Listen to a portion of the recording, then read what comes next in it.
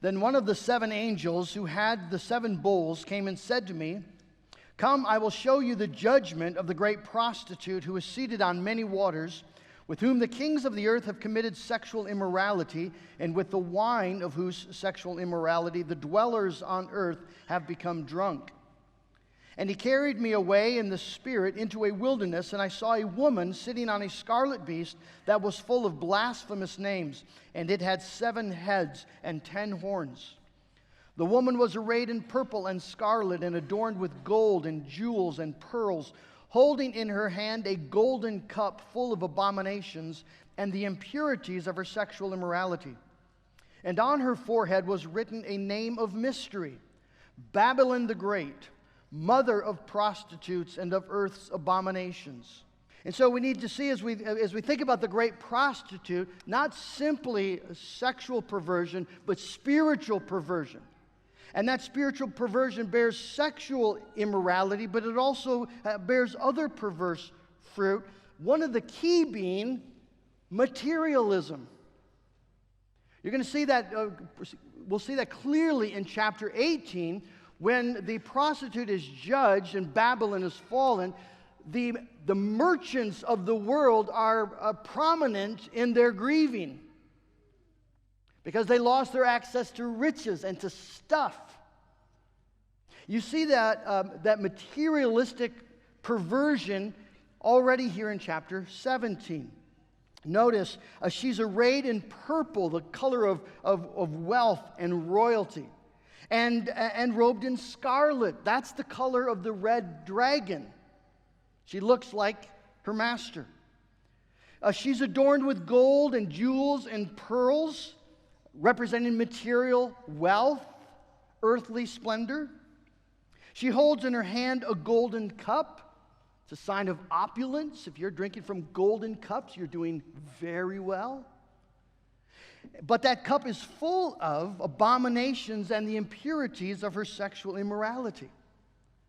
The prostitute is the spirit of the age as it exalts in material access and physical immorality, sexual immorality. The prostitute, Eric Alexander, I was listening to one of his sermons. Great. If you ever get a chance to listen to, he's retired now, but served in the UK for many, many years. Wonderful, wonderful preacher. And he was preaching on this text, and he said during the 1950s, many people identified the great prostitute with communism, as they saw just the havoc happening in Russia and China, other parts of the world where communism was coming into its power.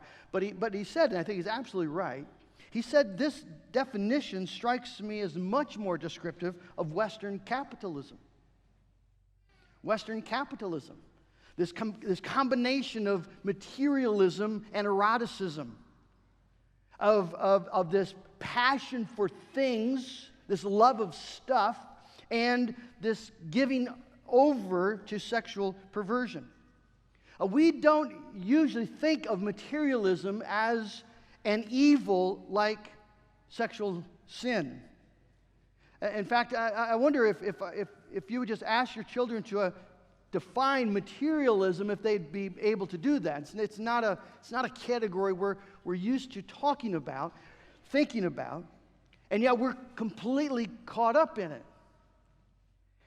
You see, material wealth is just another form of spiritual perversion. The desire for material, the love of money, right? Root of all evils.